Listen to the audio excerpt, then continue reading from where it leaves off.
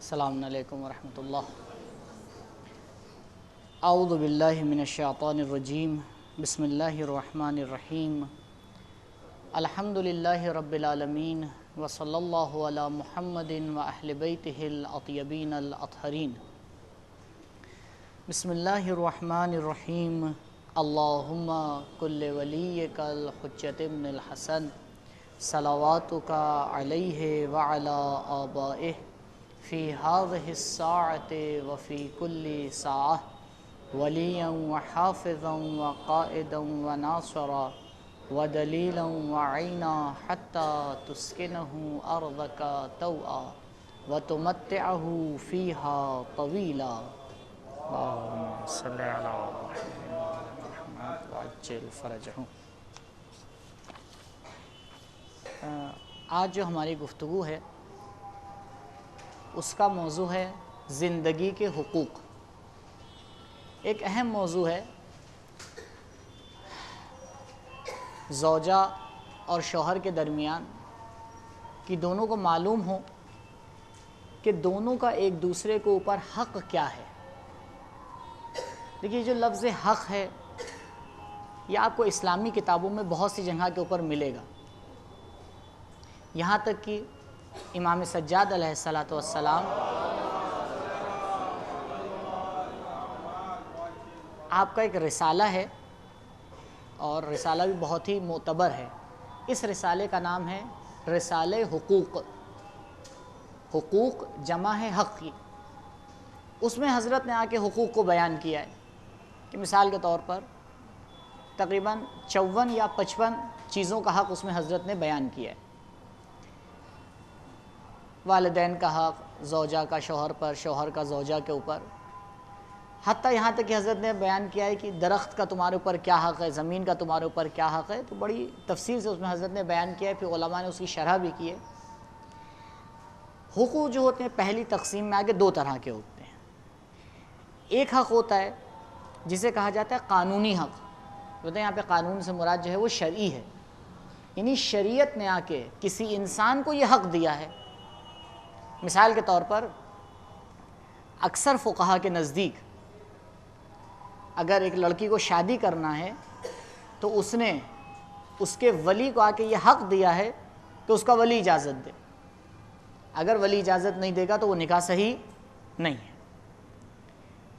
تو حق یہاں پر آ کے جب ہم کہتے ہیں قانونی حق، قانونی حق کا مطلب ہے شرعی حق، یعنی شریعت نے اپنے قانون کے دائرے میں آ کے کچھ حقوق زوجہ کو دیے ہیں، کچھ حقوق شوہر کو دیے ہیں۔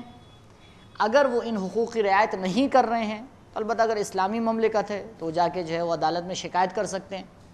عدالت کی ذمہ داری ہے کہ حق دلوائے، اور اگر حق نہ دے تو بہرحال جو بھی اس کا پروسیس ہے اس کو پورا کیا جائے۔ لیکن جتنے بھی حقوق ہیں وہ شرعی نہیں ہیں۔ دوسری قسم حقوق کی ہے اخلاقی حقوق۔ ان دونوں میں لکھ دوں تاکہ اس کا ایک بار ہم فرق سمجھ لیں کہ ہے کیا۔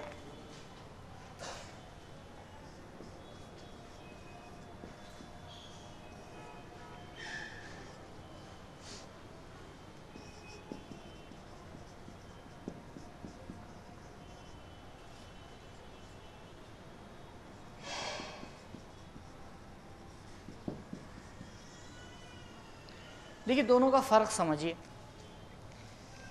دونوں کا فرق پہلی بات تو دنیاوی اعتبار سے ہے۔ دنیاوی اعتبار سے اگر کوئی انسان قانونی حق کی رعایت نہیں کر رہا ہے، قانونی حق کی رعایت نہیں کر رہا ہے، تو یہاں پر عدالت میں پیش کیا جا سکتا ہے، شرعی اعتبار سے جو ہے اس کی شکایت کی جا سکتی ہے۔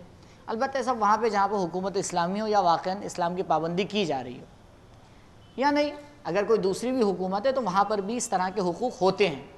ہندوستان کے قانون میں بھی یہی ہے، اللہ چاہے مسلم پرسنل لا بورڈ ہو یا جس کے بھی طریقے سے کوشش کی جاتی ہے کہ ان حقوق کی رعایت کی جائے۔ لیکن جو اخلاقی حق ہے اس میں آ کے آپ کوئی زبردستی نہیں کر سکتے، کیونکہ اخلاقی ہے۔ البتہ اس اخلاقی حق کی کارکردگی اور اس کا اثر بہت زیادہ ہوتا ہے زندگی پر۔ اگر ہم سفر دونوں ایک دوسرے کے ساتھ یہ آگے طے کریں کہ ہم بھائی جو قانونی حق ہے اس کی رعایت کریں گے، اس کے اوپر چلیں گے، تو زندگی خشک صحرا کی طرح ہو جاتی ہے۔ اگر اخلاقی حقوق کی رعایت نہ کی جائے تو ابھی جو حقوق میں بیان کروں گا انشاءاللہ اس میں اشارہ کر دوں گا کہ کون سا قانونی ہے اور کون سا اخلاقی ہے۔ تو یہ ایک تقسیم بندی ہے کہ اس میں ہمیں اس بات کا خیال رکھنا ہے۔ میں 2-4 مثالیں دے رہا ہوں تاکہ بات آپ کے لیے واضح ہو جائے۔ دیکھیے، ہمارے استاد محترم ایک جملہ فرماتے ہیں کہ اگر فقہ یعنی شریعت سے، اگر توضیح المسائل سے اخلاقیات کو نکال دیا جائے تو اسلام بے روح ہو جائے گا۔ دیکھیے، میں ایک قانونی مثال دے رہا ہوں پھر ایک اخلاقی مثال، یعنی قانون اور اخلاق دونوں کو اس مثال میں دیکھیے۔ آپ فرض کیجئے کسی انسان کے والد کا انتقال ہو گیا، قبرستان میں سب موجود ہیں، جنازہ آیا، اس کو دفن کر دیا گیا۔ جیسے ہی جنازہ دفن ہوا، ایک صاحب قبر کو رونتے ہوئے چلے گئے۔ شرعی اعتبار سے اس نے صحیح کام کیا یا غلط؟ شرعی اعتبار سے، فقہی اعتبار سے اس نے کوئی غلط کام کیا ہے؟ کوئی غلط کام نہیں کیا۔ لیکن اخلاقی اعتبار سے اگر وہ جوان بیٹا وہیں پہ موجود ہو، کیا کرے گا؟ کیا کوئی عدالت اس انسان کو جو قبر پہ پیر رکھ کے گیا کچھ کہہ سکتی ہے؟ نہیں کہہ سکتی، کسی قانون کے دائرے میں نہیں آئے گا۔ لہٰذا بہت سے ایسے مسائل ہیں ہماری شریعت میں کہ اگر وہاں پر آ کر صرف اور صرف ہم آئیں، شریعت کی پابندی میں لگ جائیں، مسئلہ حل نہیں ہوتا۔ اسی لیے بار بار تاکید کی جاتی ہے کہ اسلام کو ایک اینگل سے مت دیکھیے، پورے اسلام کو دیکھیے۔ اسلام تنہا شریعت نہیں ہے، اخلاقیات بھی جزء اسلام ہیں، اصول دین بھی جزء اسلام ہے، تینوں کا مجموعے کا نام کیا ہے؟ اسلام۔ لہٰذا جب بھی قدم اٹھانا ہے دیکھ کے اٹھائیے۔ زوجہ اور شوہر کے درمیان یہ بہت اچھی طریقے سے باتیں سمجھ میں آتی ہیں کہ اگر واقعاً دونوں آئیں اور صرف جو ان کے شرعی حقوق ہیں اس کے اوپر رعایت کر لیں، اس کی مراعات کرنے لگ جائیں، تو پھر دیکھیے کتنی مشکلات کھڑی ہو جاتی ہیں۔ لہٰذا جو یہاں پہ حقوق بیان کیے جائیں اس میں غور کیجیے گا۔ شاید میں آپ کے لیے روشن کر دوں گا کہ کون سا حق اخلاقی ہے، کون سا حق شرعی ہے، لیکن آپ کو اپنی زندگی میں دونوں کو ایک ساتھ لے کے چلنا ہے۔ یہ نہیں ہو سکتا کہ ہم آگے کہیں کہ یہ تو اخلاقی ہے، دل چاہا کریں گے، دل چاہا نہیں کریں گے۔ اتفاقاً عجیب بات ہے، اخلاقیات انسان کو اس کمال کے اوپر لے جاتی ہیں کہ شاید شریعت اس کو نہ لے جا پاتی ہوں، حتیٰ ثواب کے اعتبار سے۔ یہ بتائیے، نماز صبح کا ثواب زیادہ ہے یا نماز شب کا؟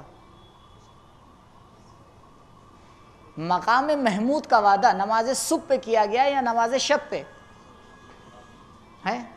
حج کا زیادہ ثواب ہے یا کربلا کی زیارت کا؟ عرفے کے دن اگر کوئی جا رہا ہے کربلا کی زیارت کر رہا ہے، 70 حج کا ثواب ہے، وہ جو کہ قبول ہو چکے ہیں، 70 حج مقبول، اس کا ثواب ہے۔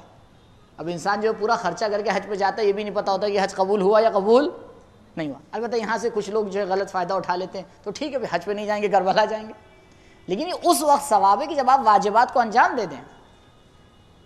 کہتے ہیں ترک واجب کر دئی سنت بجا آور دئی۔ یہ تو نہیں ہو سکتا کہ آپ واجبات کو ترک کر کے مستحب کرنے لگیں۔ یہی پوائنٹ یہاں پہ بھی ذہن میں رکھنا ہے۔ یہ اخلاقی حقوق اس وقت زندگی میں کارگر ہوں گے جب ہم قانونی حقوق کی رعایت کریں۔ یہ نہیں ہو سکتا کہ جو قانونی حقوق اور شرعی حقوق خداوند متعال نے ایک دوسرے کے اوپر واجب کیے اس کو ہم چھوڑ دیں اور بالکل اخلاقی حقوق کی رعایت کرنے میں لگ جائیں۔ نہیں، وہ پہلی بات تو ہو نہیں پائے گا، ثانیاً اگر کہیں پر ہو بھی جائے تو اس کا وہ اثر نہیں ہونے والا۔ دوسری تقسیم جو ہے حقوق کی اس اعتبار سے ہے، کچھ حقوق ہیں جو دونوں کے ہیں، دو طرفہ ہیں، یعنی الگ الگ نہیں ہیں، جن کو کہا جاتا ہے اجتماعی حقوق ہیں، زوجہ کے شوہر پر، شوہر کے زوجہ کے اوپر۔ مشترکہ حقوق ہیں، مشترک ہیں دونوں کے ایک دوسرے کے اوپر۔ کچھ حقوق ہیں انفرادی۔ پہلے میں مشترکہ حقوق کو لکھ دوں، پھر اس ایک ساتھ میں لکھے دے رہا ہوں، پھر تفصیل دوں۔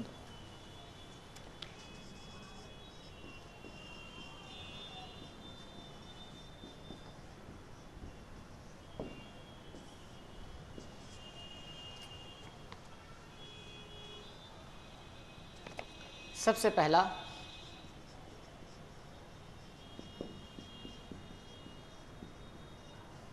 اخلاقی حقوق کی رعایت.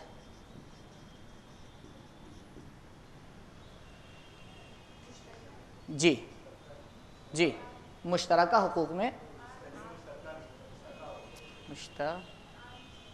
ٹھیک، اب آپ لوگ لگا لیجیے. دوسرا ہے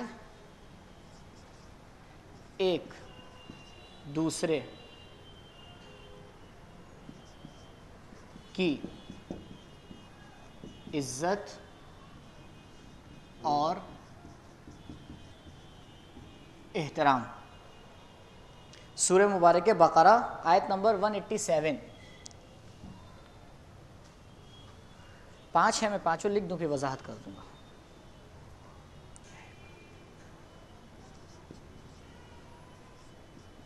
عیب پوشی. چوتھا پاک دامنی اور عفت. پانچواں ایک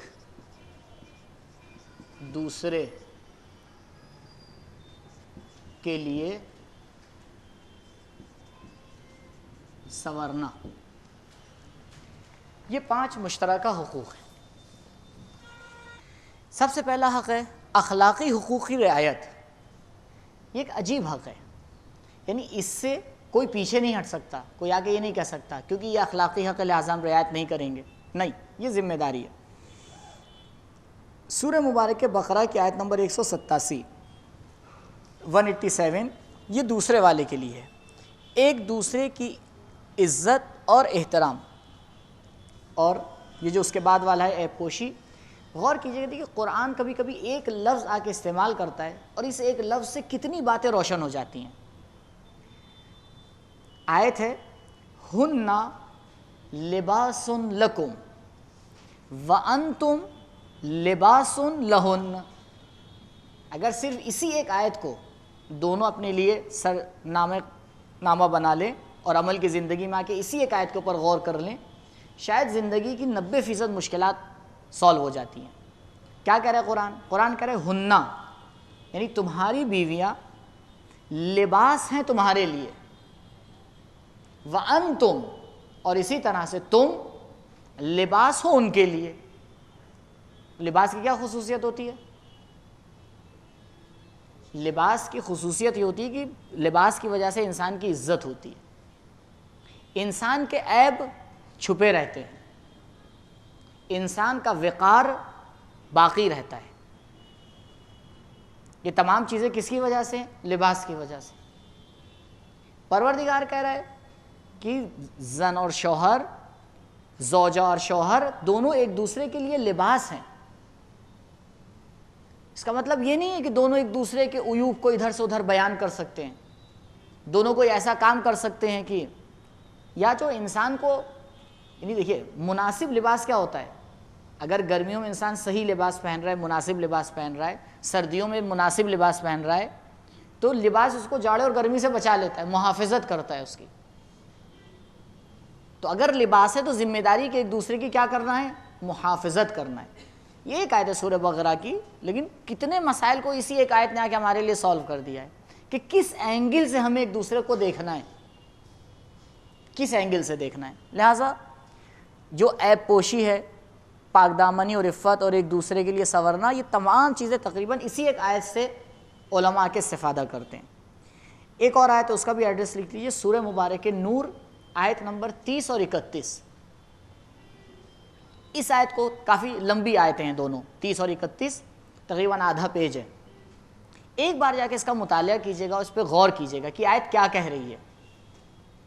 یہ آیت دعوت دے رہی ہے مردوں کو بھی اور خواتین کو بھی، دونوں کو. اور عجیب بات ہے، پہلے دعوت دے رہی ہے مردوں کو کہ اے مسلمان مرد جو ایمان لے کے آئے ہو، اپنی نظروں کو نامحرموں سے جھکا کے رکھو. پھر خواتین کو اسی طرح سے آ کے حکم دے رہی ہے، یعنی حکم دے رہی ہے عفت اور پاک دامنی کی طرف. مسئلہ کہاں سے کھڑا ہوتا ہے؟ یہ دیکھیے، یہ یعنی غور کرنا اس بات کی طرف کہ یہ حق مشترکہ ہے، یعنی اگر کوئی ایک آ کے اس کی رعایت کر رہا ہے، دوسرا اس کی رعایت نہیں کر رہا ہے تو مسئلہ حل ہونے والا نہیں ہے۔ یہاں دونوں کو رعایت کرنا ہے اور دونوں کو اس بات کو سمجھنا ہے۔ آخری بات جو پہلے بھی میں اشارہ کر چکا ہوں اور ایک دفعہ کہا تھا، حق ہے دونوں کا ایک دوسرے کے اوپر کہ ایک دوسرے کے لیے سنورنا، یعنی اگر آپ بہرحال اخباروں میں شاید اعتماد نہ ہو انسان کو، لیکن اگر صحیح ذرائع سے آ کے معلوم کرے تو پتہ چلتا ہے کہ کچھ زندگیوں میں مشکل یہیں سے کھڑی ہوتی ہے۔ مثلا بعض جگہ، البتہ دیکھیے جو قانون بتایا جاتا ہے، جو بات بتائی جاتی ہے، ضروری نہیں کہ ہر جگہ جہاں مشکل ہے وہاں اسی وجہ سے مشکل ہو، نہیں، کیونکہ ایک مشکل کی کئی وجوہات ہو سکتی ہیں۔ ایک وجہ جو ہوتی ہے کہ مثال کے طور پر شوہر دیر سے گھر میں آ رہا ہے، یا مثال کے طور پر گھر پہ بہت زیادہ اس کو رکنا پسند نہیں ہے، اگر گھر پر بھی ہے تو کسی دوسری چیز میں بزی ہے، ایک اس کی وجہ یہی 5واں پوائنٹ ہے۔ ابھی انشاءاللہ جب انفرادی حقوق بیان کروں گا تو اس میں آپ غور کیجئے گا۔ انفرادی حقوق میں ایک خاص طرف جو ہے کہ حق ہوتا ہے، تسکین والا جو مسئلہ ہے جو بھی انشاءاللہ آئے گا اس کو بیان کروں گا۔ دیکھیے شادی کا اصل مقصد کیا ہے؟ جو مقاصد بیان کیے گئے تھے شروع میں یاد ہوگا کہ انسان پہلی چیز جو بیان کی تھی وہ کیا تھی؟ کہ جو زندگی میں سرگردانی ہوتی ہے وہ کیا ہو جائے؟ ختم ہو جائے۔ اگر شادی کے بعد یہ چیز ختم نہیں ہوئی، اس کا مطلب یہ ہے کہ وہ پرابلم ابھی ختم، رابطہ ہو گیا ہے دونوں کا، لیکن جو مقصد تھا وہ پورا نہیں ہو رہا ہے، وہ مقصد پورا نہیں ہو رہا ہے۔ خب اگر وہ مقصد پورا نہیں ہو رہا ہے تو شادی کا مقصد ہی پورا نہیں ہو رہا ہے۔ ظاہری طور پر ٹھیک ہے دونوں ایک دوسرے سے مل گئے ہیں، لیکن ابھی باطنی طور کے اوپر یہ مقصد حاصل نہیں ہو پا رہا ہے۔ ایک وجہ اس کی یہ ہوتی ہے، لاسٹ والا پوائنٹ، ایک دوسرے کے لیے سنورنا۔ اگر آپ لوگ خود ابھی 10 سیکنڈ 15 سیکنڈ آپ غور کریں اس بات کے اوپر کہ جتنے بھی شادی شدہ لوگ ہیں جن کو آپ جانتے ہیں، شاید ہی آپ 5 مثالیں ایسی ڈھونڈ پائیں گے جہاں آپ کو پتا ہو کہ واقعاً زوجہ خدا کا نام لے کر اس قصد سے آ کے جو ہے تیار ہوتی ہے کہ اپنے شوہر کے لیے وہ تیار ہو رہی ہے۔ ملے گی آپ کو ایسی مثال؟ یا شوہر اس قصد سے تیار ہوتا ہو؟ نہیں، دوسروں کے لیے ہمیشہ یہ چیز حاضر ہے۔ شادی میں جانا ہے، پارٹی میں جانا ہے، پارک جانا ہے، فوراً کیا ہے؟ بہت اچھے سے اچھے کپڑے پہنے جائیں گے، اچھے سے اچھے طریقے سے تیار ہوا جائے گا۔ ایک صاحب کا فون آیا تھا، آپ لوگ جانتے نہیں ہیں، ٹھیک تو بتانے میں کوئی مسئلہ نہیں۔ کہیں گے مولانا صاحب آپ ایک بات بتائیے۔ میں نے کہا کیا؟ کہہ لیں گے میری بیوی میں اور نوکرانی میں کوئی فرق نہیں ہے۔ اچھا، جب پہلے ایک دم سے انہیں نے اتنا ڈائریکٹ آ کے مجھ سے یہ بات کہی تو میں واقعا نہیں سمجھ پایا کیا کہنا چاہ رہے ہیں۔ میں نے کہا کیوں، کیا مسئلہ ہے؟ زیادہ کام کرتی ہیں کیا گھر پہ؟ کہنے لگے نہیں، کام کر رہی ہوتی تو نوکرانی کی ضرورت تھوڑی ہوتی۔ تو میں نے کہا مسئلہ کیا ہے؟ کہیں گے ظاہری اعتبار سے میں کہہ رہا ہوں۔ تو میں نے کہا میں بتائیے میں کیا کر سکتا ہوں؟ کہلیں آپ سمجھائیے۔ میں نے کہا یہی رہ گیا کہ میں سمجھاؤں۔ خیر پھر دوسرے راستے سے ان کو سمجھایا گیا تو ان کی زوجہ کو جو جواب تھا وہ بھی سن لیجئے۔ ان کی زوجہ نے کہا کہ میں فائدہ کیا ہے؟ میں نے یعنی جن صاحب کو بھیجا تھا، جس ذریعے سے ان سے بات کروائی تھی، انہوں نے کہا فائدہ کیا ہے؟ یعنی ان کے لیے بھی یہ چیز سالو نہیں ہو پائی تھی کہ اس کام میں فائدہ کیا ہے۔ یعنی نہ کہ وہ خاتون نہیں کرنا چاہ رہی تھی، اس کو یہی نہیں سمجھ میں آیا تھا کہ اس کام کا فائدہ ہے کیا۔ جب اس کو یہی نہیں پتا کہ اس کام میں کوئی فائدہ ہے تو وہ کرے گی؟ کبھی نہیں کرے گی جب تک شوہر کو نہیں پتا ہوگا۔ اچھا اب کیا ہوتا ہے کبھی کبھی، جو کل میں نے اشارہ کیا، تفاہم والی بات یاد ہے؟ 2 لیکچر پہلے بتائی تھی۔ تفاہم کا مطلب یعنی ایک دوسرے کو بیان کرنا، کمیوں کو بیان کرنا۔ اچھا فرض کیجئے کسی ایک شوہر کو بھائی مثال کے طور پر کوئی کلر پسند ہے، ہوتا ہے بھائی انسانوں میں ہوتا ہے، کسی کو کوئی رنگ پسند ہوتا ہے، کسی کو کوئی رنگ پسند ہوتا ہے۔ اگر ایسا نہ ہوتا تو یہ کپڑے چوک میں کبھی بک ہی نہ پاتے۔ وہ ہر کلر کے لے کے آتے ہیں، کیوں؟ کیونکہ ان کو پتہ ہوتا ہے کوئی کسی کلر کو پسند کرے گا، کوئی کسی کلر کو پسند کرے گا۔ اب شادی کے بعد دونوں نے ایک دوسرے کے لیے یہ نہیں طے کیا کہ کس کو کون سا کلر پسند ہے۔ اب جو ہے وہ سسرال میکے سے کوئی جوڑا آیا, بہت ہی مہنگا, سب کچھ صحیح, لیکن کلر ایسا ہے کہ میاں صاحب کو نہیں پسند وہ کلر. اب وہ زوجہ تیار ہوئی پہن کے, اب انہوں نے سب سے پہلے اس کو رہتا ہے یہ کیا ہے. اب وہ یہ سوچیں گے یہ اس لیے کہ میرے گھر سے آئے, یہ اعتراض کر رہے ہیں. اس کو یہ نہیں پتا کہ بھائی اعتراض کسی اور کی وجہ سے, اعتراض اس کے کلر کی وجہ سے. اب یہی ایک جملہ ایک ہفتے کے لیے چھٹی, کھانا ہوٹل سے آنے لگے گا, پیسہ زیادہ خرچ ہونے لگے گا, اور دوسرے مسائل خرچ جو اور زیادہ کے ہوتے ہیں اس کو کھولنے کی ضرورت نہیں ہے. کیوں؟ کیونکہ ہم نے ایک چھوٹے سے مسئلے کے اوپر غور نہیں کیا. چھوٹے سے مسئلے کے اوپر غور نہیں کیا کہ دیکھیے وہ ایک جملہ ہے نا, کھانا انسان اپنے لیے کھاتا ہے, لیکن کپڑوں میں دوسروں کا خیال, اور خصوصاً اس کا خیال کہ جو شرعی اعتبار سے ہمارا ہمسر ہے, اس کا خیال تو کرنا ہی چاہیے. اب نہیں ہمیں تو یہی پسند ہے, ہمیں تو یہی پسند ہے, ٹھیک ہے آپ مطمئن ہو جائیں گے یا آپ مطمئن ہو جائیں گے, لیکن سامنے والا مطمئن ہوگا یا نہیں. البتہ وہ جو شرعی حدود ہے اپنی جگہ کے اوپر, وہ اپنی جگہ پر, اس کو رعایت کرنے کے بعد میں بات کر رہا ہوں. لہٰذا اس میں بسا اوقات ہم لوگ ان یعنی چیزوں کی رعایت نہیں کر پاتے ہیں, اور مسائل ہمیشہ چھوٹے سے شروع ہوتے ہیں, بہت بڑے ہو جاتے ہیں. اگر آپ ان کی جڑ میں جانا شروع کریے تو بعد میں پتہ چلتا ہے کہ ارے یہ تو کچھ مسئلہ ہی نہیں تھا جہاں سے یہ بات شروع ہوئی, جہاں سے مسئلہ جو ہے وہ اتنا لمبا کھنچ گیا, اور جو ہے وہ پتہ نہیں کیا کیا ہو گیا, اور جائیداد بھی بٹنے لگی. وہ کیوں ہوا؟ کہ بہت چھوٹے سے مسئلے سے بات شروع ہوئی تھی, ہم نے رعایت نہیں کی تھی, ہم نہیں سمجھ پاتے. تو تفاہم. ابھی جو میں الحمدللہ آپ لوگ کی شاید لگ رہا ہے دعا پوری ہو گئی, فارم جو ہے وہ میں لے آیا ہوں, ابھی دوں گا آپ کو, تو اس میں غور کیجیے گا. اس میں انہی پوائنٹ کی طرف اشارہ کیا گیا ہے کہ آپ لوگ اپنے آپ کو سمجھیں. یا کھانے کا مسئلہ ہے, زوجہ نے کھانا بنایا, اب مثال کے طور پر شوہر کو یہ کھانا پسند ہے یا نہیں پسند ہے, اب وہ بیچارہ شرم و حضوری میں بیان بھی نہیں کرے گا. وہ یہ تفاہم کو بتا رہا ہوں. کیوں ہم کہتے نہیں, یہ لاسٹ پوائنٹ اس سیکشن کا, کیوں نہیں کہتے؟ بھائی نہ کہہ کے, نہ بول کے ہم کوئی عرفان کے بہت بڑے مقام کے اوپر پہنچ جائیں گے, نہ کہہ کے صرف مشکل آپ زیادہ کریں گے, اور کچھ نہیں ہوگا.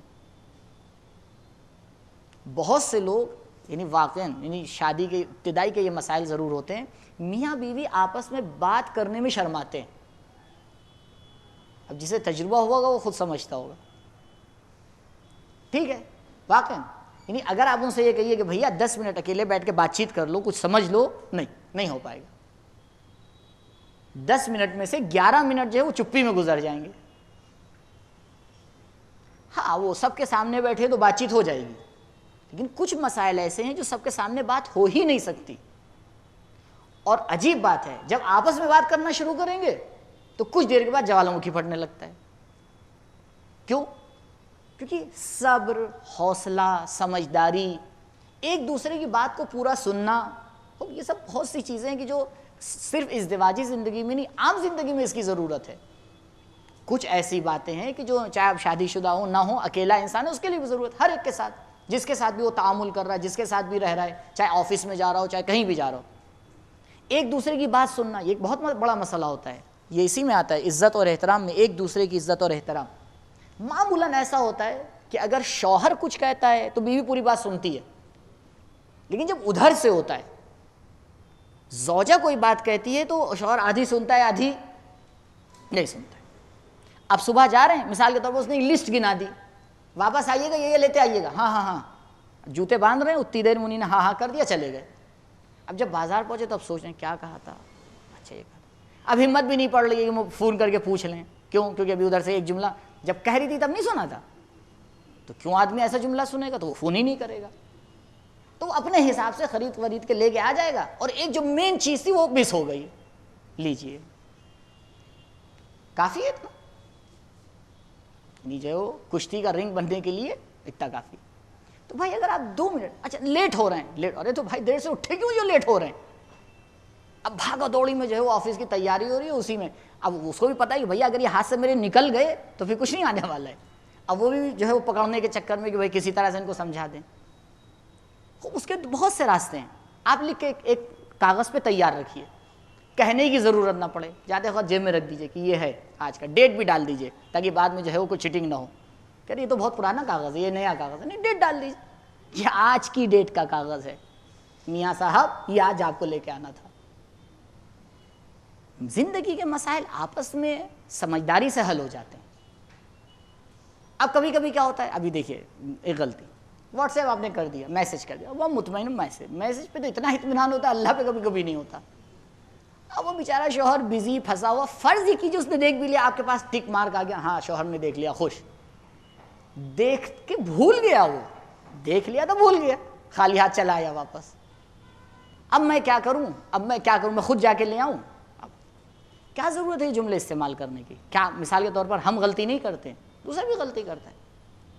لہٰذا یہ جو عزت اور احترام والی بات ہے یا عیب پوشی والی بات ہے، اس کی رعایت اگر جب تک نہیں ہوگی، اور سچے دل سے رعایت ہونا چاہیے، واقعی اس لیے ایک دوسرے کی رعایت کریں کہ انتم لباس لہن وہن لباس لکم، ہم دونوں ایک دوسرے کے لیے لباس ہیں۔ انسان اگر اپنے لباس کی رعایت کرتا ہے، کس لیے کرتا ہے؟ اس لیے کیونکہ وہ اس کے لیے ہے، ہمیشہ کوشش کرے گا بھائی اگر کہیں پہ پھٹ گیا تو فوراً سلوا لے، پریس کر دیتا ہے، تیاری کرتا ہے پوری۔ کیوں اتنا احترام کرتا ہے وہ اپنے لباس کا؟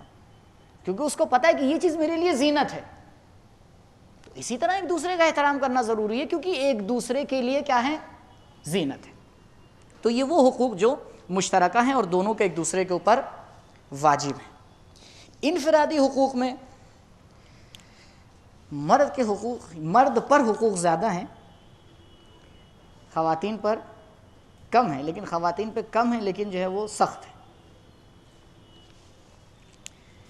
7 حق ہیں عورت کے مرد پر، اور 5 حق ہیں مرد کے عورت کے اوپر، انفرادی حقوق۔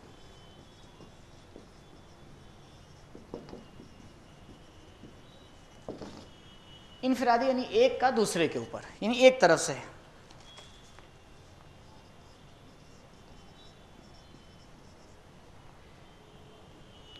عورت کے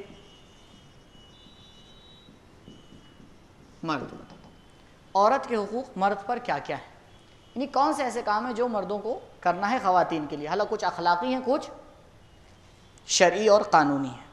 سب سے پہلا ہے نفقہ، یہ شرعی حق ہے۔ آپ نے جس لڑکی کے ساتھ شادی کی ہے اس کا شرعی حق ہے کہ آپ اس کو نفقہ دیں۔ نفقہ یعنی 3 چیزیں، کھانا، پہننا، رہنا، یہ نفقہ ہے۔ سوال آپ یہ کریں گے کہ نفقہ کیسا ہونا چاہیے، اس کی کوالٹی کیسی ہونا چاہیے، کھانا کیسا ہونا چاہیے، کپڑے کیسے ہونا چاہیے، گھر کیسا ہونا چاہیے؟ ایسا ہونا چاہیے جیسے میں وہ آپ کے پاس آنے سے پہلے رہتی تھی۔ یہ اسلامی قانون ہے۔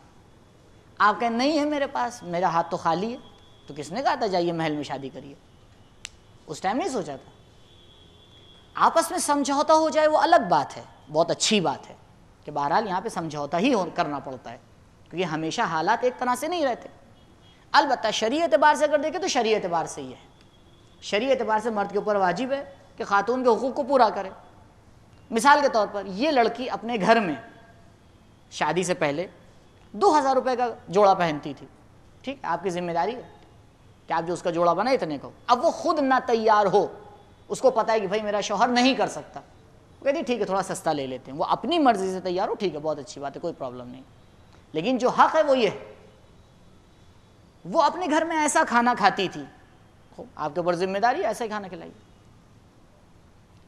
ان قوانین کو دیکھ کے جو پیسے والے ہیں ان کی شادی دیر میں ہونا چاہیے، جو غریب ہیں ان کی شادی جلدی ہو جانا چاہیے، لیکن معاشرے میں مثال الٹی ہے۔ کیوں؟ کیونکہ اگر آپ غریب خاندان کی لڑکی لے کے آئیں گے تو پتہ ہے بھائی وہ کتنے کا پہنتی ہے، کیا کرتی ہے، بہت آسان ہے آپ کے لیے حقوق کی رعایت کرنا۔ اور اگر آپ نے بلند پروازی کی، خود تو روزے رکھ رہے ہیں اور جا کے محل میں شادی کر رہے ہیں، تو اس کے بعد پھر سمجھ میں آئے گا کہ کیا مشکل ہے۔ خیر یہ سب مسائل شادی کے پہلے، لیکن فی الحال جو حق ہے وہ اپنی جگہ کے اوپر محفوظ ہے۔ اب اس کو اگر رعایت کیا جائے تو بہت اچھا، یا پھر آپس میں سمجھوتا کیا جائے۔ اس کی بہت زیادہ وضاحت نہیں ہو پائے گی۔ زوجہ کے پاس ہونا، ہمیشہ بھاگا دوڑی نہیں کر سکتے آپ. شرعی اعتبار سے جو اس کی باؤنڈیشن ہے وہ الگ ہے، اخلاقی اعتبار سے جو اس کی باؤنڈیشن ہے وہ الگ ہے. شرعی اعتبار سے باؤنڈیشن 4 مہینے ہے، یعنی اگر کسی مرد کو 4 مہینے سے زیادہ کہیں سفر پہ جانا ہے بغیر شوہر کی، بغیر زوجہ کی اجازت کے نہیں جا سکتا. 4 مہینے سے کم پہ کوئی مسئلہ نہیں ہے، 4 مہینے سے لمبے پہ جانا ہے اجازت لینا پڑے گی کیونکہ وہ اس کا حق ہے. اخلاقی حق 4 دن ہے اخلاقاً، اگر 4 دن سے زیادہ جانا چاہ رہے تو اجازت لے، اخلاقاً 4 دن سے زیادہ دور نہیں رہ سکتا. بہرحال البتہ یہ اس پر ٹک لگا لیجیے گا، یہ ٹیڑھا معاملہ ہے، بہت آسانی سے حل نہیں ہو پاتا، لیکن بہرحال اس میں کچھ ایسے مسائل ہیں کہ میں بہت کھل کے اس کو بیان نہیں کر سکتا آپ کے سامنے. مناسب ذریعہ معاش یہ اخلاقی، وہ دونوں شرعی ہیں، یہ اخلاقی ہے. تیسرا مناسب ذریعہ معاش. مناسب ذریعہ معاش کا مطلب ہے کہ زوجہ کا حق ہے کہ اس کے شوہر کا جو ذریعہ معاش ہے وہ ایک مناسب ذریعہ معاش ہونا چاہیے اخلاقاً. کیوں؟ کیونکہ اگر شوہر کا ایک مناسب ذریعہ معاش نہیں ہے، مناسب اس کی انکم نہیں ہے، پریشان کون ہوگا؟ زوجہ ہی تو ہوگی. کیوں اس بات کو یہاں لکھا گیا؟ شاید آپ نے اس کی ضرورت کیا ہے لکھنے کی؟ اس کی ضرورت ہے کیونکہ بہت سے مرد کم کے اوپر آ کے رک جاتے ہیں. بس مثال کے طور پر دیکھ رہے ہیں کہ ہاں 5,000 میں 4,000 میں جو ان کی زندگی چل رہی ہے، چل نہیں البتہ کھنچ رہی ہے، وہ کہتے ہیں بس ٹھیک ہے اب اس سے زیادہ حوصلہ نہیں ہے کام کرنے کا. جی نہیں، شرعاً آپ کی ذمہ داری ہے کام کیجئے اتنا جتنا آپ کا گھر چل سکے، اور اخلاقاً آپ کی ذمہ داری ہے اتنا تاکہ آپ کی زندگی آسانی سے گزرے. رسول اکرم صلی اللہ علیہ وآلہ وسلم فرماتے ہیں کہ بہترین مرد وہ ہے جو اپنے اہل و عیال کے لیے آسانی فراہم کرے. آسانی فراہم کرے، یہ آسانی فراہم کرے گا جملہ حقوق سے ہٹ کرے، یہ اخلاقی فرض ہے، اخلاقی ذمہ داری ہے. مثال کے طور پر اگر اس کو لگ رہا ہے کہ ہاں اگر یہاں 10 کے بجائے 12 خرچ کریں گے تو اور آسانی ہو جائے گی. مثال کے طور پر ایک واشنگ مشین خریدنا ہے، 5,000 روپے کی ہے، لیکن شوہر کی استطاعت ایسی ہے کہ وہ 7,000 روپے کی اگر خرید لے گا تو کچھ آسانیاں ہو جائیں گی، ٹھیک ہے تو وہ اسی خریدے. کیوں؟ کیونکہ اس کے بہرحال دوسرے اپنے مسائل ہیں اور دوسرے اپنی جو اسلام کے اندر تاکیدات ہیں. البتہ اس کا مطلب یہ نہیں ہے اسراف کرے، اس بات پہ توجہ رکھیے گا. اس کا مطلب اسراف نہیں ہے کہ زندگی میں آ کے ایسی چیز آ کے خریدے جو اس کی شان اور اس کی حیثیت سے بڑھ کر ہے. خیر وہ وین والے پروگرام میں صراحتاً اس کو بیان کیا تھا، رپیٹ کر رہا ہوں. آغا سیستانی کا اور آغا خامنہئی دونوں کا حفظہم اللہ کا یہ فتویٰ ہے کہ اگر آپ زندگی میں کچھ اسراف کر رہے ہیں تو جو پیسہ اسراف ہو رہا ہے اس میں خمس واجب ہے. مثال کے طور پر سال کے لاسٹ میں آپ نے حساب اور کتاب کیا، آپ کے پاس بچا 1,00,000 روپیہ، لیکن آپ کو خیال آیا کہ نہیں ہم نے اپنی اس 1 سال کی لائف میں 20,000 روپے اسراف میں گزار دیے، تو خمس 1,00,000 پر نہیں ہے، خمس 1,20,000 پر ہے، کیونکہ شرعاً آپ کو اجازت نہیں تھی وہ پیسہ خرچ کرنے کی. کیوں آپ نے خرچ کیا؟ آپ کے پڑوسی کے یہاں فلاں چیز آ گئی تو آپ نے بھی اس کو دیکھا دیکھی خرید لیا، جبکہ آپ کی شانیت وہ نہیں ہے. آپ ایک ایسی فیملی سے تعلق رکھتے ہیں، آپ کی حیثیت ایسی ہے کہ مثال کے طور پر آپ کے یہاں اس طرح کا سامان ہو، اب آپ گئے آپ نے اس سے بھی زیادہ ایک قدم بڑھا کے رکھ لیا، جتنا آپ نے اوپر بڑھایا ہے اس کے اوپر خمس واجب ہے. یہاں پہ بیلنس بنانا بڑا مشکل ہو جاتا ہے. انسان اپنی حیثیت کو سمجھے، اپنی حالت کو سمجھے، اور اس حیثیت کے اندر دیکھیے یہ نہ اسراف نہ کنجوسی، ختم بات. نہ اسراف نہ کنجوسی، دونوں سے ہٹ کر ایک جو بیلنس زندگی ہوتی ہے اسے رکھنا چاہیے. چوتھا حق گھر کے کاموں میں مدد کرنا، یہ اخلاقی ذمہ داری ہے شوہر کی.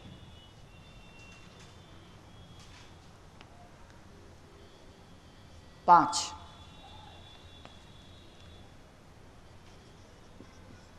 زوجہ کی تربیت کرنا،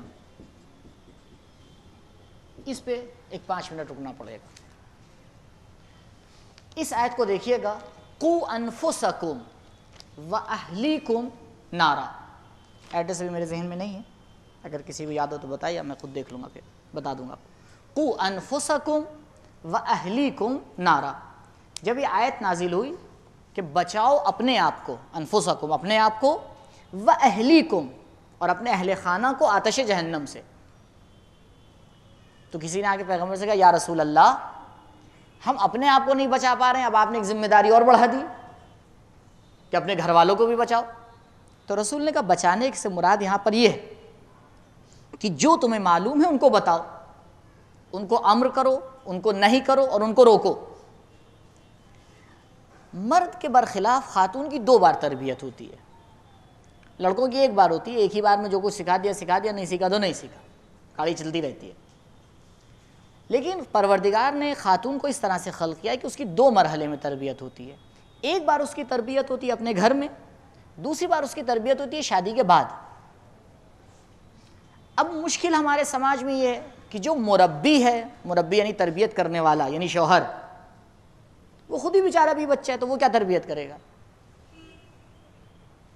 اس کے بجائے کہ وہ زوجہ کی تربیت کرے, زوجہ اس کی تربیت کرتی ہے. دیکھ لیں, ٹھیک ہے وہ تو میں نہیں تھی تب بات صحیح تھی, اب میں آ گئی ہوں, اب اپنی اماں سے ایسے بولیں گے آپ, تو وہ سکھا دیتی ہے, وہ فیڈ کرنے لگتی ہے. نہیں, شوہر کی ایک ذمہ داری ہے یہ. کیوں؟ کیونکہ جتنی باتیں شوہر کو پتہ چل سکتی ہیں زوجہ کو نہیں پتہ چل سکتی. اب بہت سی ایسی خاران ہیں دین و رحم میں, اللہ جبکہ دین و رحم میں ماشاء اللہ لڑکیوں کی تعداد ہمیشہ زیادہ رہتی ہے, لیکن اس کے باوجود جو شکایت آتی ہے انہی کی طرف سے آتی ہے کہ ہم نہیں آ پا رہے ہیں, جگہ بھر گئی ہے, فلاں ہو گیا ہے. وہ ایک عجیب مسئلہ ہے. لیکن جتنی آسانی سے لڑکے آ سکتے ہیں لڑکیاں نہیں آ سکتی. اب مثال کے طور پر آپ تھوڑا سا کلاس لیٹ رکھ دیے, اب یہی جو ہم سفر والا کلاس ہے, یہ پہلے ارادہ یہ تھا کہ روز رکھا جائے, لیکن ٹائم کیا ہوتا اگر اس کو رکھا جاتا تو اس کا ٹائم ہوتا ہے 10 بجے. اب 10 بجے ہوتا تو کون آتا؟ ادھر والے تو شاید آ جاتے, اب ان کے لیے پرابلم ہوتی. تو بہت مشکل ہو رہی تھی اس کو مینیج کرنے میں کہ کیسے مینیج کیا جائے.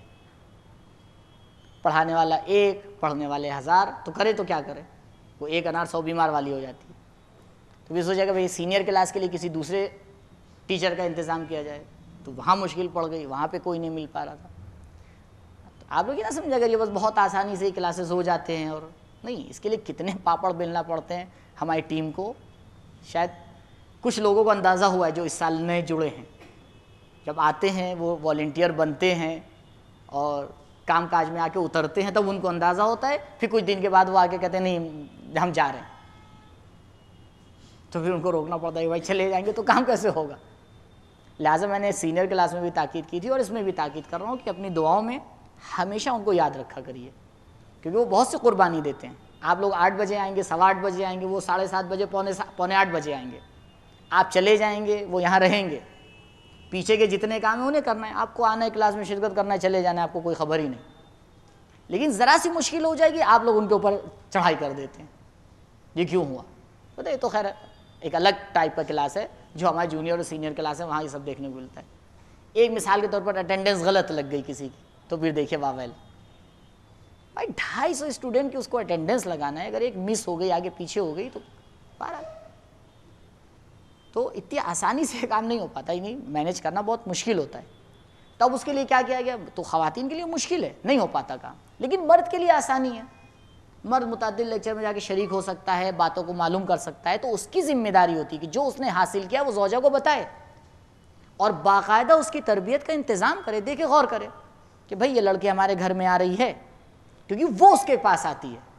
یہ نقطے پہ غور رکھیے گا, کیونکہ لڑکا لڑکی کو لے کے آتا ہے, لہٰذا اس پہ ذمہ داری ہوتی ہے کہ اس کی تربیت کرے, غور کرے, سیکھے کیا کمیاں ہیں, کیا سکھانا ہے, کیا بتانا ہے, کہاں مجھے صبر کرنا ہے, کہاں مجھے چپ رہنا ہے.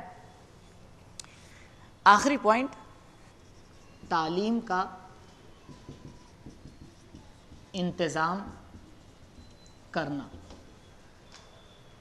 یہ بھی شوہر کی ذمہ داری ہے, کیونکہ علم حاصل کرنا واجب ہے, چاہے وہ عورت ہو چاہے وہ مرد ہو. اب اگر شوہر کو ایسا لگ رہا ہے کہ نہیں میری زوجہ کے پاس علمی حوالے سے کمی ہے, اسے کچھ اور سیکھنا چاہیے, یا جس طرح سے وہ چاہتا ہے کہ مثال کے طور پر میری اولاد کی تربیت ایسی ہو، میری اولاد ایسی ہو، لیکن اس کو لگ رہا ہے کہ جس لڑکی سے اس نے شادی کی ہے وہ ایسے بچے کی تربیت نہیں کر سکتی. یہاں پہ یہ تھوڑی تم تو کر نہیں سکتی، کسی دوسری کو لے کے آ رہے ہیں. نہیں، تو پہلے اس کی تربیت کریے تاکہ وہ آپ کے بچے کی تربیت کرے. اب اس کے لیے ہو سکتا ہے آپ کو پاپڑ بیلنا پڑے، ہو سکتا ہے آپ کو کچھ اور کرنا پڑے، ہو سکتا ہے آپ کو اور ذمہ داری سنبھالنا پڑے. تو تقریباً روایات میں یہ 6 چیزیں جو ہے وہ شوہر کے لیے بیان کی گئی ہیں کہ یہ زوجہ کا حق ہے. البتہ پہلا اور دوسرا قانونی ہے، اور اس کے بعد یہ جو 4 ہیں وہ اخلاقی ہیں. شوہر کے اوپر یہ ذمہ داریاں ہیں کہ وہ زوجہ کی بنسبت اسے پورا کرے. کیسے کرنا ہے، کیسے مینیج کرنا ہے، یہ 5 انگلیاں الگ الگ ہیں.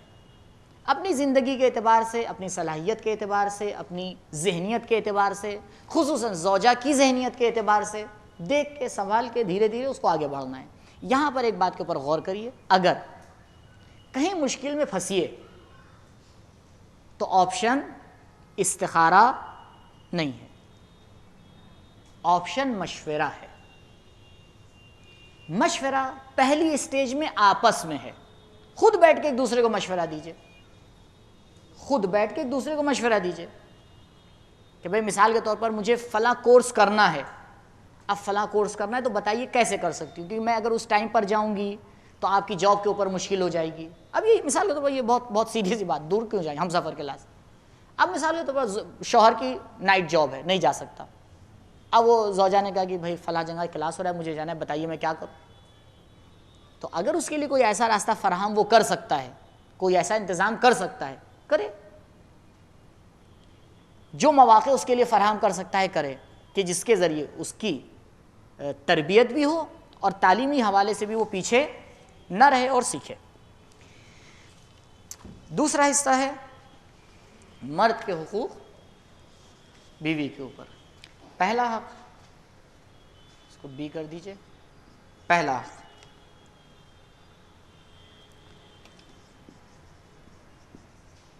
شوہر کی اطاعت. سب سے پہلا حق ہے شوہر کی اطاعت. سورہ مبارکہ نساء میں آیت نمبر 34.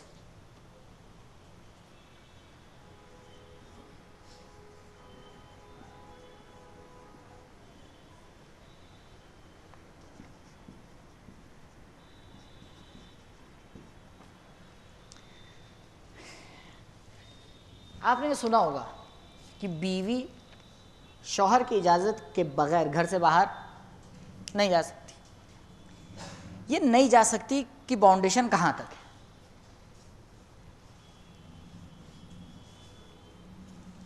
وہاں تک ہے جہاں تک اس پر ظلم نہ ہو. اب یہ آپ اپنے اعتبار سے طے کر سکتے ہیں. وہاں تک ہے یہ باؤنڈیشن جہاں تک زوجہ کے اوپر ظلم نہ ہو رہا ہو. لیکن اگر اجازت نہ دینا سبب ہو رہا ہو کہ اس کے اوپر کیا ہو رہا ہے، ظلم ہو رہا ہے، تو شرعاً یہ ایک چیز ساقط ہو جاتی ہے. مثال کے طور پر شوہر کوئی زیادتی کر رہا ہے زوجہ کے ساتھ، اور دوسری طرف سے جو ہے اس نے یہ بھی کہہ دیا کہ تم باہر نہیں جا سکتی. خب اگر اس کو اس زیادتی سے بچنا ہے تو بغیر باہر جائے مسئلہ تھوڑی حل ہوگا، جب تک کسی سے بتایا نہیں جائے گا، جب تک کسی سے کہا نہیں جائے گا. اب یہاں پہ ہو سکتا ہے بہت ہی اللہ والی کوئی لڑکی ہو، وہ کیا کہے کہ نہیں یہ تو میرا شوہر اجازت نہیں دے رہے باہر جانے کے لیے، میں کیسے باہر جاؤں. نہیں، اس وقت تک یہ حق باقی رہتا ہے جب تک کہ ظلم کے ساتھ ٹکرائے مت. خب جب جو دو چیزیں آپس میں ٹکراتی ہیں تو خود بخود آپ کو روشن ہے کہ جو اہم اور مہم ہے اس کو دیکھا جاتا ہے. یہ حق بھی کیوں رکھا ہے پروردگار نے، اس کا فلسفہ بھی غور کریے. اس کی وجہ یہ نہیں کہ آپ سوچیے مثال کے طور پر پروردگار نے جو ہے وہ سارے حق جو ہے وہ مردوں کو دے دیے. نہیں، اس کی خاص وجہ ہے. کیوں؟ کیونکہ ایک طریقے سے اگر دیکھا جائے الرجال قوامون علی النساء، اس آیت کے دائرے میں کس کے نفقے کی ذمہ داری کس کے اوپر ہے؟ ہاں، زوجہ کے نفقے کی ذمہ داری شوہر کے اوپر ہے. یعنی ایک طرح سے اگر دیکھا جائے تو زوجہ کو پالنے کی ذمہ داری کس کی ہے؟ شوہر کی ہے. یعنی وہ اس کے اختیار میں ہے. تو یہاں پر یہ حق بھی کس کو دیا جاتا ہے؟ شوہر کو ہی دیا جاتا ہے کہ جب وہ تمہارے اختیار میں ہے تو تمہیں کو بھی حق ہے کہ تم اس کو اجازت ہو کہ باہر جائے یا نہ جائے. لہٰذا اگر باہر جانے سے، یعنی اس کی رعایت بہت ضروری ہوتی ہے. کبھی کبھی ہمارے معاشرے کی جو جوان خواتین ہیں جو نئی نئی شادی ہوئی ہے نہیں سمجھ پاتی ہیں. ہاں دیکھا جائے گا. نہیں، یہ دیکھا جائے گا، آپ کو نہیں پتہ ہے کہ آپ کی زندگی میں کتنے بڑے مسائل کھڑے کر سکتا ہے. بار بار کہہ چکا ہوں، شرعی قانون کی پابندی کرنا خود بخود زندگی کو آسان بناتا ہے. شرعی قانون کی مخالفت کرنا خود بخود زندگی کو مشکل میں ڈال دیتا ہے. آپ کو نہیں لگے گا جیسے گناہ ہوتا ہے، بھئی یہ بھی تو ایک گناہ ہے نا. بھئی یہاں پہ پروردگار کرے کہ تم اطاعت کرو، اب لڑکی اطاعت نہیں کر رہی ہے، گناہ کر رہی ہے. اب گناہ کا نتیجہ کیا ہوگا زندگی میں؟ مشکلات بڑھیں گی. ایک دوسرے کے ساتھ جو ہے وہ جو آپس میں ناانصافی ہے وہ بہرحال جو اور مسائل کھڑے ہوتے ہیں. دوسرا حق تمکین ہے. اس ورڈ کو سمجھیے، تمکین سے مراد کیا ہے؟ تمکین دو طرح کی ہے. ایک تمکین عام ہے. تمکین یعنی شوہر کو سکون دینا، شوہر کو آرامش دینا. ایک آرامش اور سکون عام ہے. وہ کیا ہے؟ وہ زندگی کے ہر لمحے میں ہے. وہی پہلا مقصد جو شادی کا بیان کیا گیا تھا. شوہر باہر سے تھکا ہوا آ رہا ہے، شوہر کو کوئی پریشانی ہے، کیونکہ دیکھیے زیادہ تر مشکلات کا سامنا کسے کرنا پڑتا ہے؟ مرد کو کرنا پڑتا ہے. باہر کسی سے قرض لے لیا ہے، واپس دینا ہے، کہیں جاب کر رہا ہے، جاب چھوٹ گئی ہے، کوئی بھی مسئلہ کھڑا ہو سکتا ہے. زندگی کے اکثر مسائل کا سامنا شوہر کو کرنا ہے. شوہر اگر چاہتا ہے اس مشکل کو سالو کرے تو پہلے اسے ایک اچھا ماحول چاہیے. یہ ماحول اسے کہاں ملے گا؟ گھر میں ہی ملے گا. اگر گھر میں نہیں ملا تو کہاں ملے گا؟ ہاں پھر خدا نخواستہ کسی دوسرے کے پاس ملے گا، اور پھر 6 مہینے بعد پتہ چلتا ہے ارے رے رے یہ کیا ہو رہا ہے. تو بھائی آپ نے ایسا ماحول ہی کیوں نہیں بنایا گھر کے کہ کبوتر واپس لوٹ کے یہیں آئے. جب اس کو اپنے گھر پہ کھانا پانی دانا نہیں ملے گا تو کسی دوسرے گھر پہ اتر جائے گا، اور پھر اس کے بعد اعتراض شروع ہو جائیں گے کہ دیکھیے وہ ایسے ہیں، وہ ویسے ہیں. شاید تقریباً میں نوٹ کرتا ہوں اگر ایسا کوئی کیس آتا ہے میرے پاس، شاید 40-50 سے زیادہ میرے پاس ایسے کیس نوٹ ہوں گے کہ جہاں پر لڑکی نے فون کیا کے شکایت کی، اور جب صحیح سے غور کیا گیا تو پتہ چلا مشکل ہی نہیں کی طرف سے تھی. مشکل ہی نہیں کی طرف سے. وہ میں نے مثال دی تھی، یاد ہے آپ کو، کہ شوہر تھکا ماندہ پہنچتا ہے گھر پہ، فوراً بچے کو اٹھایا، اس کی گود میں دے دیا. کسی طرح وہ ہاپتا کاپتا پہنچا ہے. اب وہ بھی بیچارہ محبت میں کہے تو کیا کہے، بچے کو تو اٹھا کے پھینک نہیں سکتا. اور جیسے وہ پہنچا، وہ بچے نے بھی 2-4 اگر ضد شروع کر دی تب تو واہ واہ اللہ. یہ ایک اہم پوائنٹ ہے. یعنی شرعی شاید ذمہ داری نہیں، لیکن یہ اخلاقی اتنی بڑی ذمہ داری ہے تربیت اولاد جس پر بھی ہم آ رہے ہیں. واقعا ذمہ داری ہے. یعنی آپ دیکھ لیجئے اور غور کر لیجئے، اس گھر کی اولاد صحیح ہوتی ہے جہاں ماں صحیح ہو. لہٰذا بعض روایات میں کہا گیا ہے کہ اگر لڑکی سے شادی کرنے جا رہے ہو پہلے اس کی ماں کو دیکھو. ماں سے کیا ربط ہے؟ یعنی ماں سے اندازہ ہو جائے گا لڑکی کیسی ہوگی. وہ جیسی ہوگی ویسی تو تربیت کی ہوگی. اگر 24 گھنٹے میں وہ 8 گھنٹے گھر پہ رہتی ہے اور جو ہے وہ باقی 16 گھنٹے باہر، تو وہ لڑکی بھی ویسی تربیت ہوئی ہوگی، اس سے اچھی تو نہیں ہو جائے گی. جیسا بیج بویا جاتا ہے ویسے ہی تو پیڑ نکلے گا. لہٰذا یہ جو ایک حق ہے تمکین عام، یہ عام ہے تمکین. دوسرا جو تمکین خاص ہے وہ جنسی اعتبار سے. وہ جنسی اعتبار سے کہ وہ بھی بہرحال ایک حقوق میں سے آتا ہے، یعنی قانون میں سے آتا ہے. یہ دوسرا والا کہ قانونی اعتبار سے جو ہے وہ مرد کا حق ہے، اور بہرحال وہ جو دوسرے اخلاقی مسائل ہیں اس کی رعایت کے ساتھ. تیسرا جو روایات میں کافی بیان کیا گیا ہے وہ یہ ہے. اکثر روایات میں آپ کو یہ تینوں ایک ساتھ ملیں گے. مال اور اسرار کی حفاظت.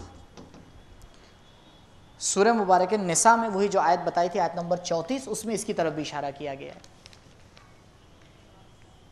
مال اور اسرار کی حفاظت یہ قانونی حق ہے. اسرار مثال کے طور پر شوہر نے کوئی اپنی بات اس کو بتا دی. پہلی بات تو اب یہاں پہ غور کیجئے، پھر پتہ نہیں کوئی آلہ ہونا چاہیے ہمارے پاس کہ گھڑی کو روک لیا جائے. دیکھیے غور کیجئے، پہلی بات تو جو پرسنل معاملے ہیں شوہر کے، یہ پہلے بھی اشارہ کر چکا ہوں کیونکہ یہاں پر مقام ہے لہٰذا دوبارہ ریپیٹ کر رہا ہوں. پرسنل جو معاملے ہیں شوہر کے، خدا کے واسطے مت اصرار کیا کریے اپنے شوہروں سے کہ وہ آپ کو بتائیں. بہت مشکل ہوتی ہے. ایک طرح سے وہ بیچارہ بتا نہیں سکتا, دوسری طرح سے وہ آگے پھنس جاتا ہے, کرے تو کیا کرے. مثال کے طور پر آپ شوہر پولیس میں ہے, اچھی رینک پہ کوئی آفیسر ہے, پائلٹ ہے, ملک کی کچھ باتیں اس کو پتہ ہیں, اور دشمن یہیں سے آ کے رخنا ڈالتا ہے. اب بیوی, اچھا کہاں گئے تھے بتا دیجئے ذرا نا. اب وہ بیچارہ بتائے تو مشکل, نہ بتائے تو شک و شبہ شروع ہو جائے گا, یہ پتہ نہیں کہاں گئے تھے میاں, کیونکہ بھروسہ نہیں ہے نا ایک دوسرے کے اوپر. مثال کے طور پر آپ کا شوہر کسی آرگنائزیشن میں ہے, تو بھائی اس آرگنائزیشن کے اپنے خاص مسائل ہیں, آپ کو نہیں بتائے جا سکتے. نہیں, آج میٹنگ میں کیا ہوا, ارے آپ سے کیا مطلب کیا ہوا, کوئی حق نہیں ہے پوچھنے کا, نہ شرعن نہ اخلاقاً. جب حق نہیں ہے پوچھنے کا, اس کو وہ بتائے گا وہ حرام میں پڑے گا. اب وہ آپ کی مرضی کے لیے اگر بتا رہے تو دوسری مشکل ہے. اب وہ خواتین ہی چاہتی ہیں کہ جب 8 گھنٹے 10 گھنٹے کے بعد شوہر گھر میں پہنچائے تو پوری ہسٹری بتائے کہ صبح سے نکلے تھے, کیا دیکھا تھا, کیا کیا تھا, کیا سنا تھا, فلاں سے کیا ہوا تھا. لو بھیا اور اگر بتا بھی دیا, پہلے تو یہیں پہ روک لیے, کنٹرول کریے اپنی زندگی میں, سمجھدار بنیے. جو آپ کے زندگی کے مسائل اس کو شیئر کریے, جو زندگی کے مسائل ہیں. برتن خریدنا ہے, ہاں آپس میں شیئر کریے, کون سی کمپنی کے لینا ہے. فریج خریدنا ہے, آپس میں جا کے لڑ لیجیے خوب کہ نہیں اس کمپنی کے لیں گے, نہیں اس کمپنی کے لیں گے. لیکن اگر شوہر کے اپنے خاص, اور مردوں کے ساتھ یہ مسائل ہمیشہ رہتے ہیں کہ بہرحال وہ کہیں نہ کہیں سے جڑا ہوگا. اگر اس طرح سے ہو جائے, آپ کو نہیں پتا. آقا خامنہ حفظ اللہ کی زوجہ سے پوچھا گیا, ان سے سوال کیا گیا, نہیں یہاں تو آپ لوگ اتنا آسان سمجھ رہے ہیں, آپ کو کیا سمجھ, مثلا آقا خامنہ ہمیشہ اپنی زوجہ کے ساتھ ملاقات کر سکتے ہیں. وہی پروسیس ہے ان کی زوجہ کے لیے جو ہمارے اور آپ کے لیے, کیونکہ وہ انسان اب اپنی زوجہ کے لیے نہیں ہے, وہ ایک پوری دنیا کا سرمایہ ہے, وہ رہبر شیان جہان کا. اب یہ تھوڑی دیر کہا جا سکتا ہے ہاں فالا آپ کی زوجہ ہر وقت جب چاہے ان کے پاس چلے جائیے آپ, نہیں. لہٰذا شوہر کے کچھ حقوق اس طرح سے بن جاتے ہیں. بھائی وہ اگر آپ کا شوہر ہے تو کہیں جاب بھی کر رہا ہے, اس کا بھی حق ہے. اگر وہ آپ کا شوہر ہے تو وہ کہیں سی آرگنائزیشن میں کام کر رہا ہے, اس کا بھی حق ہے. اگر آپ کو اس کے اوپر بھروسہ ہے تو اس مسئلے میں تھوڑا سا اس کو آزاد چھوڑیے. آزاد نہیں چھوڑیے گا, پن کیے جائیے گا, مسئلے کھڑے ہوتے جائیں گے. اگر مجبوری میں اس نے کچھ بتا دیا تو ہر وقت اس کا دل دھڑکتا رہے گا. اگر 1 منٹ میں جو ہے وہ 80 بار اس کا دل دھڑکتا ہے تو بتانے کے بعد 1 منٹ میں 800 بار دھڑکے گا. اور جب بلڈ پریشر ہائی ہوگا تو ہارٹ اٹیک 1 بار 2 بار 3 بار, انا للہ و انا الیہ راجعون. نقصان کس کا ہوا, آپ ہی کا تو ہوگا. کیوں, کیونکہ بتانے کے بعد بیچارہ وہ یہ نہیں مطمئن ہے کہ یہ میری بیوی کب بتا دے گی, کیونکہ اس کو پتا ہے جب 2 خواتین ایک ساتھ جمع ہوں گی تو شرعی بات کبھی نہیں ہو سکتی, گھریلو معاملات سارے کھول دیے جاتے ہیں. کیا ضرورت, کیوں یہ حق مرد کے لیے نہیں بیان کیا گیا, زوجہ کے لیے بیان کیا گیا, کیونکہ مشکل ادھر سے زیادہ ہوتی ہے. مال اور اسرار کی حفاظت. مال کے معاملے میں الحمدللہ خواتین ایک حد تک کنجوس ہوتی ہیں, ٹھیک ہے, ہونا بھی چاہیے. اور شاید یہ ایک مشورہ بھی دیا جا سکتا ہے شوہروں کو کہ گھر کی خرچے کی ذمہ داری دے دیا کریے خواتین کے ہاتھ میں. لو بھیا, اس میں آپ بھی بچے رہیں گے اور کڑکڑ اس سے بھی آپ بچ جائیں گے. کیوں بھیا, جو تمہارے ہاتھ میں خرچہ ہے بتاؤ, آج اتنے کا سودا خرید کے لائیں, جو تمہیں دیا تو اس میں سے واپس کر دو, ٹھیک بات ہے. تو مہینے کا 10,000 کا راشن آنا ہے, دے دیے ان کے ہاتھ میں, خرچہ کرے آرام سے, ان کو سکون بھی رہے گا. اب 10,000 میں سے کچھ بچا بھی لیا, کچھ اپنا خرید لیا تو اچھی بات ہے, آپ بچ جائیے گا. تو یہ کوئی بہت ٹینشن کی بات نہیں ہے, خوب مال میں ہو جاتا ہے. لیکن سارا مسئلہ کیا اٹکتا ہے, اسرار میں. کیونکہ سب سے زیادہ محرم اس لڑکے کے لیے کون ہے, آپ. اس کو ایسی ایسی باتیں آپ کی پتہ ہے کہ نہیں پتہ ہے, دوسرے کو نہیں معلوم. اسی لیے حق طلاق کس کے ہاتھ میں دیا گیا, مرد کے ہاتھ میں دیا گیا. کہ اگر سمجھ رہا ہے کہ آج طلاق دے دی, کل یہ میرے لیے جاسوسی نہیں کرے گی, تب وہ کہتا ہاں طلاق دے دو. نہیں تو وہ سوچتا بھیا جیسی بھی ہے اب تو ہو ہی گیا, اب تو اس کو ایسی ایسی باتیں پتہ ہے, طلاق دے دو تو کل جو ہے وہ مصیبت ہمارے لیے کھڑی ہو جائے گی. تو اتنا آسان نہیں ہے. تو پہلی بات تو خود یعنی جو مرد حضرات ہیں ان کو اس بات کی رعایت کرنا چاہیے. کوئی ضرورت نہیں ہے ہر جگہ کی باتیں، ہر جگہ کے اسرار آپ آ کے جو ہے وہ آ کے شیئر کریں. اپنی زندگی کی اتنی باتیں ہوتی ہیں، اسی کو آ کے باتیں کریے، کیا ضرورت ہے؟ اہل بیت کی اتنی باتیں ہیں آپ کے پاس، قرآن کی اتنی باتیں ہیں آپ کے پاس، بہت سی باتیں ہیں. ٹاپک لکھیے، ایک بار لسٹ بنا لیجیے گا ہمیں کون سی باتیں کرنا ہے، اسی سے آپ کو فرصت نہیں ملے گی یہاں تک کہ آپ دوسری باتوں پر پہنچیں. لہٰذا ایک حق جو شوہر کا زوجہ کے اوپر آتا ہے وہ یہ ہے کہ اس کے مال کی حفاظت کرے، اس کے اسرار کی حفاظت کرے. اور باقاعدہ ایسا حفاظت کرنے کا مطلب ہے واقعی حفاظت کرے، اگر اس کان سے سن لیا ہے تو بس بچا کے رکھے.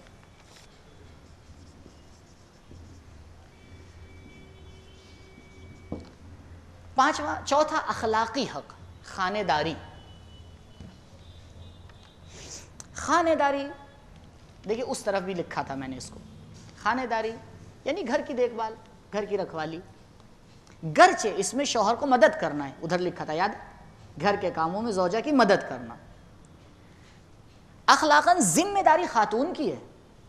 یعنی اگر آپ کسی گھر میں پہنچے اور آپ کو بچوں کے کپڑے پھیلے ہوئے دکھائی دیے اور ہر چیز کے اوپر موٹی موٹی گرد جمی ہوئی دکھائی دی، تو پہلے مرحلے میں اس میں دوشی زوجہ ہے، دوسرے مرحلے میں شوہر ہے.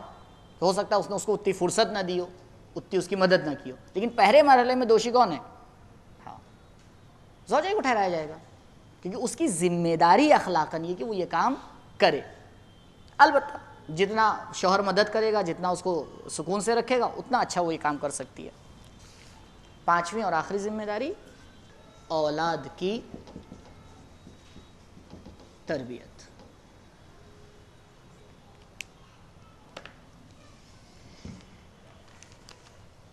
چھ ذمہ داریاں ادھر ہیں، 5 ذمہ داریاں ادھر ہیں، کہ انشاءاللہ اگر انہی 6 اور 5 11 ذمہ داریاں مل جل کر ایک ایک کر کے لسٹ بنا لیجئے، اس کے آگے پوائنٹ لکھ لیجئے کہ ہم لوگ کتنا اس ذمہ داری کے اوپر عمل کر رہے ہیں، تو دھیرے دھیرے جو ہے وہ بات پوری ہو جاتی ہے اور بہت زندگی آسان ہو جاتی ہے. بہت یعنی اتنے مشکل چیزیں نہیں ہیں یہ سب، بس یہ کہ ہم توجہ نہیں دے پاتے. اور تقریباً یہ بھی مجھے یقین ہے کہ جو پوائنٹ میں آپ کو یہاں پہ بتا رہا ہوں شاید 80% آپ کو خود پتہ ہے. صرف یہ کہ آپ توجہ نہیں کر پاتے، آپ لسٹ نہیں بنا پاتے، قانوناً وہ فارم دے دیے، آپ اس کے اوپر عمل نہیں کر پاتے. یہ ہے بار بار یہ سوال ہوا ہے کہ کیسے اپنے آپ کو پہچانیں، کیسے جو ہے وہ اپنی زندگی کو سدھاریں. ان سوالات کا جواب دینے کے لیے تھوڑی دیر صبر کیجیے گا. ایک بار اس کو پڑھ لیجئے، 1-2 دن تک اس کے اوپر غور کیجیے گا. فوراً ضرور نہیں ہے فل کریے، سمجھ بوجھ کر آگے پیچھے کر کے تب اس کو فل کریے گا. پہلا اس میں کویشچن یہ، کیا آپ آسانی سے دوسروں میں گھل مل جاتے یا جاتی ہیں؟ دیکھیے کہ آپ کے اندر یہ صلاحیت ہے کہ آسانی سے، مثال کے طور پر کسی نئے انسان سے آپ سے ایک دم سے بات ہو، تو کیا آپ کے اندر یہ عادت ہے یا آپ کے اندر یہ صلاحیت ہے کہ آپ اس کے ساتھ گھل مل جاتے ہیں؟ اگر ہاں تو ٹھیک، اگر نہیں تو غور کیجیے گا وجہ کیا ہے، کیوں ہم ایک سماجی پرانی نہیں ہیں. بہت سے لوگ ہوتے ہیں نا بالکل کونے میں، ہمیں دیکھیے بس چھوڑیے. اب جیسے کوئی گھر میں فنکشن ہے، سب سے ملاقات ہو جائے گی، اس لڑکے سے نہیں ہو پائے گی. کیوں؟ کیونکہ وہ لڑکیوں کی طرح ہیں، اندر گھر میں بیٹھا ہوا ہے. تو اگر ایسی پرابلم ہے آپ کے ساتھ تو کیوں ہے، اس کے اوپر غور کریے، اس کی وجہ. 2، کیا آپ اپنے خیالات، احساسات اور مشکلات کو دوسروں کے ساتھ آسانی سے شیئر کر لیتے یا لیتی ہیں؟ اگر ایسا ہے تو ٹھیک ہے، اس کو لکھیے ہاں ایسا ہے. مثال کے طور پر کوئی آدمی اپنے احساسات کو بہت اچھی طرح سے دوسروں سے بیان کر لیتا ہے. کچھ لوگ ہیں نہیں، اپنے احساسات کو اپنے پاس رکھتے ہیں، پھر دھیرے دھیرے دھیرے دھیرے وہ بم کی طرح ایک دم سے ایک دن پھٹ جاتا ہے، کیونکہ شیئر نہیں کر پا رہے بیچارے، دوسرے سے کہہ نہیں پا رہے. یا مشکلات جو ہیں یا جو بھی ہے، یہ 3 الگ الگ چیزیں، اس پہ الگ الگ غور کیجیے گا. خیالات الگ چیز ہے، احساسات الگ چیز ہے. خیالات یعنی جو آپ کی سوچ ہے، کیا آپ اپنی سوچ دوسروں سے بیان کر پاتے ہیں، یا جو آپ کے اندر احساسات ہیں، فلاں چیز ایسی ہے، فلاں چیز ویسی ہے، یا مجھے یوں اچھا لگتا ہے، یوں برا لگتا ہے. تیسرا سوال، کیا آپ آسانی سے مضبوط اور پائیدار دوستی قائم کر لیتے یا لیتی ہیں؟ کیا ایسا ہے آپ کی زندگی میں؟ مثال کے طور پر اگر آپ کو کوئی انسان لگے کہ ہاں یہ دوستی کے لائق ہے، یہ جو ہے مجھ سے اچھی طرح دوستی کر سکتا ہے، تو کیا آپ کے اندر یہ ہابی ہے، اس طرح سے ہے کہ آپ اس کے ساتھ مثال کے طور پر 1 میٹنگ میں، 2 میٹنگ میں، 3 میٹنگ میں ایسی دوستی بنا لی کہ وہ باقی رہے، چلتی رہے؟ اگر ایسا نہیں آپ کر پا رہے ہیں تو اس میں کیا وجہ ہے، کیا مشکلات ہیں؟ غور کیجئے گا ان چیزوں کے اوپر، پھر انشاءاللہ ڈسکس کریں گے۔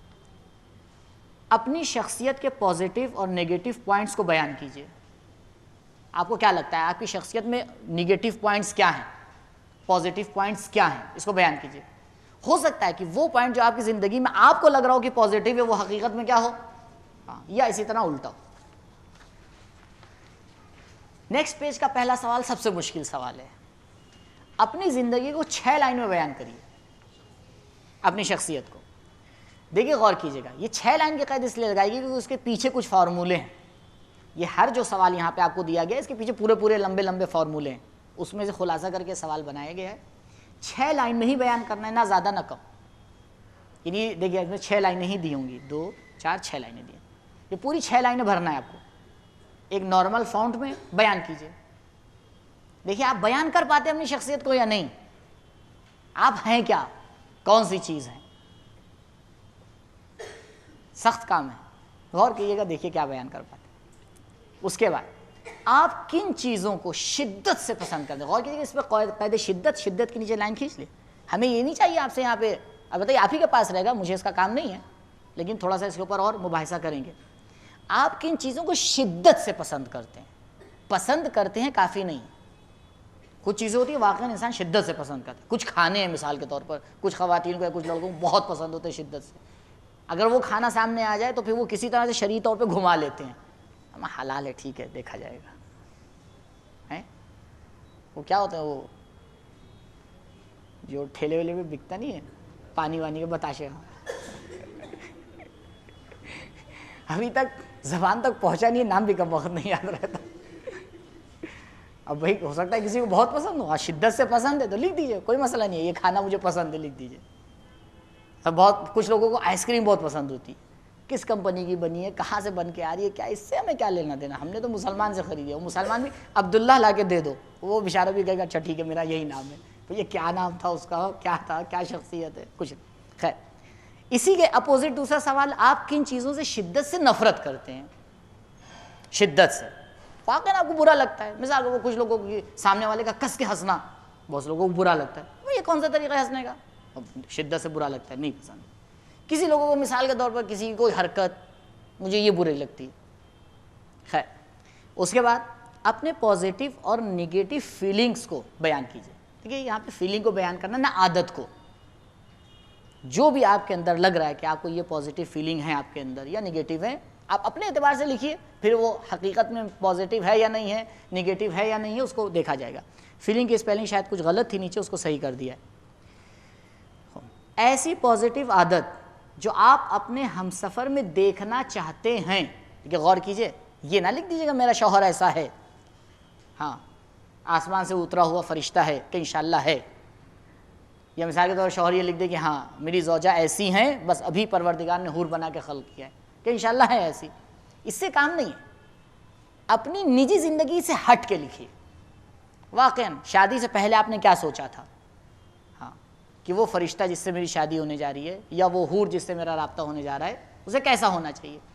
یہ سوال میں نے جان بوجھ کے لکھا ہے کیونکہ یہاں پہ کچھ لوگ ایسے آ رہے ہیں ہماری کلاس میں کہ جو مثال کے طور پر نکاح ہو گیا ہے یا مثال کے طور پر جو ہے وہ منگنی ہو گئی ہے لیکن ابھی رشتہ نہیں ہوا ہے۔ اہم ممکن ہے کہ یہ سوال اس رشتے کو مضبوط کر دے یا اس رشتے کو توڑ دے، کوئی مسئلہ نہیں، زندگی صحیح چلے، یہ سب باتیں ہوتی رہتی۔ ایسی نگیٹو عادات جو آپ اپنے ہم سفر میں دیکھنا نہیں چاہتے، ایسی نگیٹو عادات جو اپنے ہم سفر میں نہیں دیکھنا چاہتے، وہاں پہ وہ نہیں لگا دیجیے، وہ نگیٹو میں نہیں رہ گیا، اسے بیان کیجیے۔ تو یہ دونوں اعتبار سے یہ لفظ نہیں یہاں پہ کیونکہ وہ شاید کاپی پیسٹ ہوا ہے تو اس میں نہیں آیا۔ ایسی نگیٹو عادات جو آپ اپنے ہم سفر میں نہیں دیکھنا چاہتے یا چاہتی ہیں، بیان کیجیے۔ ایک بار غور کر کے تھوڑا سا ٹائم لگا کے اسے بھریے گا، جگہ کم رکھی ہے اس لیے بہت زیادہ لکھنے کی ضرورت نہیں ہے، مین پوائنٹس، مین چیزیں۔ اور ایک آخری تاکید اس فارم کے بارے میں، ایک دوسرے سے مشورہ مت کیجیے گا،